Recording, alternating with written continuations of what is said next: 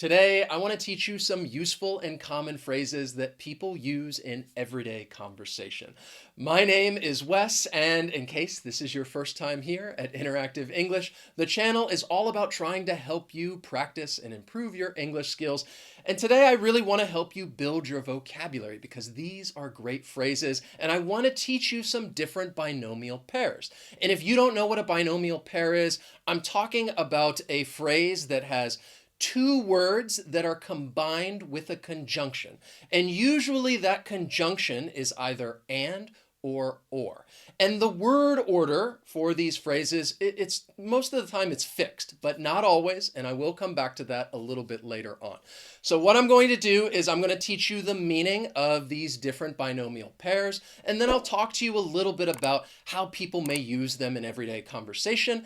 And I will also show you some different video clips so that you can hear how these phrases are used in context. Let's just begin with our first one, which is down and out.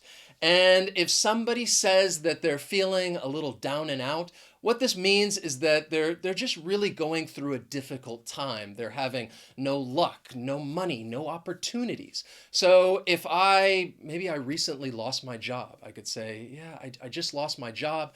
And right now I'm feeling a little down and out. When you're down and out, there seems no hope at all. He was saying when you're down and out, and everybody thinks you're finished. That's the time to stand on your 2 feet and shout. Then we have leaps and bounds. And with this binomial pair, there's going to be a preposition that comes before it. And that preposition is by. You would say by leaps and bounds. And what this means is really just very quickly. And you're really going to use this phrase to talk about something that is progressing or developing or even improving very quickly. I could say that, well, by watching these video lessons, I hope that your English will improve by leaps and bounds. And I hope that it's going to improve very quickly. Sheldon, what's going on? His research, and it's leaps and bounds ahead of mine. Dr. Abel, over the last 30 years, Urchicon has grown by leaps and bounds. You are just progressing by leaps and bounds. Next is the phrase sink or swim. And I really like this binomial pair. And what it means is that, well, you're not given any more help. And whether you succeed or fail, it's really determined by your own efforts. And, well, think about it. This phrase, it kind of means exactly what it sounds like. If you sink, well, then you fail. If you swim, then you succeed. So maybe somebody is getting some training to do something. And then at the end of the training, they're not going to receive any more help. And then whether they succeed or fail, it's really up to this person. And then you could say, well, your training's over. It's time. You're going to do this on your own. It's sink or swim. Now, you're just going to have to accept the fact that for now, this is beyond your control. Francis is going to have to sink or swim on his own. And frankly, I don't think that's such a bad thing. I remind you, Mr. Dillon, this course has no shallow end. Sink or swim. So right now, I want to take a moment and tell you about the sponsor of today's lesson, which is Lingoda. Because if you are feeling a little down and out, maybe you think that your English is not improving as quickly as you would like, then I have a recommendation that I think will really help you improve your English by leaps and bounds. And that is by participating in the Lingoda Language Sprint. And the cool thing about the Language Sprint is that if you attend all of your classes, you can get 50% cash back. I can tell you Lingoda is an awesome language school. The people are amazing. I have worked with them for several years, and I have even studied with Lingoda. There I am taking a Spanish class, and the classes are great for helping you develop your language skills because these are small group classes. The curriculum is excellent because you get to do a little bit of everything, and classes are also available 24/7, which is perfect if you have a busy schedule. So I told you that the Sprint is a great way to improve your English by leaps and bounds. And that is because when you sign up for the Sprint, you will take 15 classes a month for 3 months. You do not need to pay for a deposit. You just pay for the classes each month. But remember, if you attend all of your classes, you can get 50% cash back. The more intensive Super Sprint has already sold out, but there's still a little time left if you want to sign up for the sprint, but you got to hurry because the sprint will begin on April 28th and you have until April 23rd to sign up. So there's still a little time left if you want to join, but I imagine this will also fill up quickly. And if you decide to join the sprint, you can use the voucher code CHANGE115 to get a €10 discount off your first month's payment. Click on the link in the description down below for more information. Please read the rules carefully. Don't forget to use that voucher code CHANGE115 for your €10 discount, and then just sign up for some online classes so that you can truly improve your English by leaps and bounds. Now let's get back to the lesson on these useful and common phrases, these binomial pairs. And the next one that I have for you is fair and square. And what this means is that something was done honestly and according to the rules. And with this binomial pair, I often think about maybe a game or a sport when somebody's competing with others and you try to tell them that, well, I won the game fair and square. There was no cheating. I won fair and square. Don't tell me after that game. I won that game fair and square. Okay. Fair and square. Congratulations. You won fair and square. This is not my responsibility. I hear you, but you were elected fair and square. I didn't overrule you on the other. I beat you fair and square. Then we have high and dry. And with this binomial pair, there's a phrase that comes before it, and that is to leave someone high and dry. And what it means is that you are doing something that is not at all convenient for someone else, and it really may put them in a difficult position. So maybe my friend wants some help. They want me to come pick them up. And I say, look, I just can't do it right now. Then I am leaving them high and dry. So I might ask you and say, hey, can you do me a favor? Please hit that like button. Just please go ahead and do that. Don't leave me high and dry. What did you do? What you do, sis? You left me high and dry. How'd you like a shortcut to the bottom of the river? If it's your shortcut, I'll be high and dry. Hey, are you cool with this? I mean, I don't want to leave you high and dry. Out and about. I really like this binomial pair. This is one that I use. And what it means is that, well, you're just saying that someone's active or they're out doing normal things that they usually do. And I use this informally just to tell somebody maybe I'm doing things that maybe aren't very important. It's just what I usually do. I'm outside of the home and I just tell somebody, yeah, I'm out and about. Or maybe you could use it if you don't want to be specific and tell the other person what you're actually doing. And they ask you, hey, what are you up to? And you just say, yeah, I'm out and about. Where is she? Oh, here and there, out and about. He spilled his guts. He'll be a big hit in prison. What about Morelli? He's out and about. Well, you had us worried, Dusty. Glad to see you're out and about. Then we have first and foremost, and this binomial pair means, well, more importantly or more than anything else. And I could say, I am first and foremost a teacher. This is the thing that I do more than anything else. This binomial pair may also commonly be used as an introductory phrase. So they would say this at the beginning of their speech or their statement.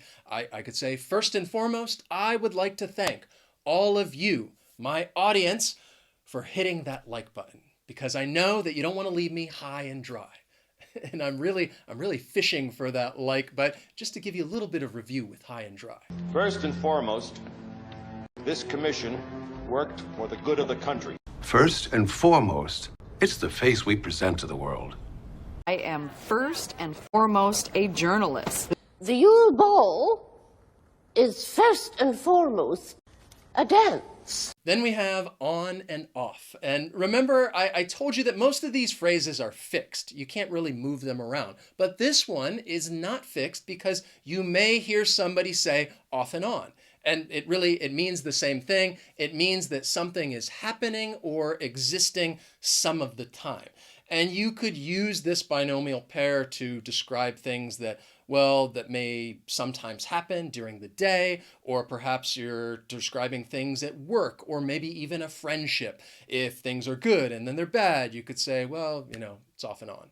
or on and off. See your boyfriend? We're on and off. And she just sits there alone all the time? How long has this been going on? On and off. Since the 7th grade.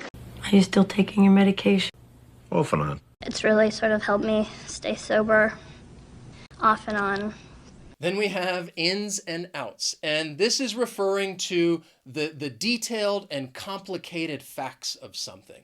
And for this binomial pair, I think people may often use it with certain verbs, like you're trying to learn the ins and outs of something, or maybe you're telling someone that you know the ins and outs, or perhaps you're trying to teach someone the ins and outs. I am trying to teach all of you the ins and outs of these different phrases so that you have a better understanding as to how they're used. Okay, I have spent the last 15 years learning the ins and outs of the paper industry. You know, I've done my share of ride-alongs. I know the ins and outs of your profession. Donner taught Rudolph all the ins and outs of being a reindeer. Null and void. This binomial pair means that something is having no legal force, no binding power, no validity. And often I think people might use it to talk about some type of agreement or maybe even a contract. I could say, well, you didn't sign your name, so this contract, it's null and void. This is an unenforceable contract. It is null and void. Your friends found a loophole when they made 7 human, rendering our agreement null and void. Conrad's prenup with you is null and void. Then we have all or nothing, and this means that you are either doing something completely or not at all. There's really no in between.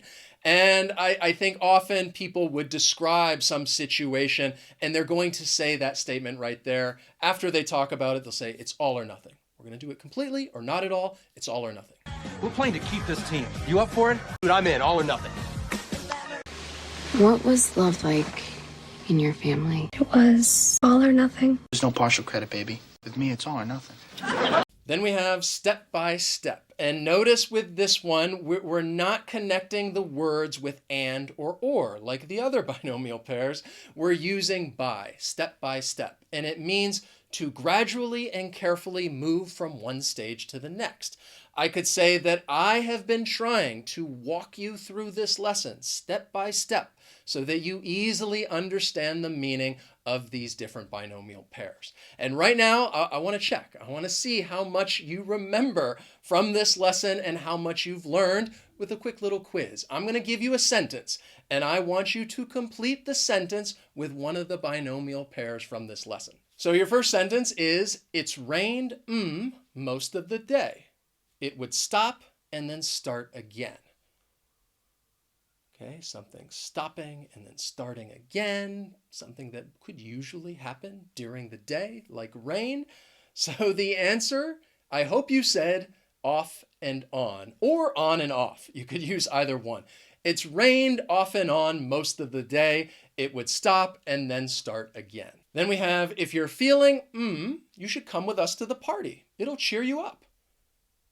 Okay, so if someone needs to be cheered up, then they're probably, well, they're in a difficult situation. They're not very happy, which means maybe they're feeling a little down and out.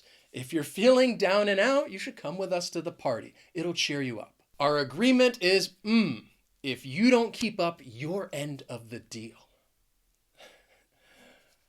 Okay, so remember I talked about a binomial pair that we often use with maybe an agreement or a contract, and that is null and void. I'm pretty sure, I'm confident that's what all of you said. Our agreement is null and void if you don't keep up your end of the deal. Then we have, when you learn the of these useful phrases, I truly believe it will help you build your vocabulary by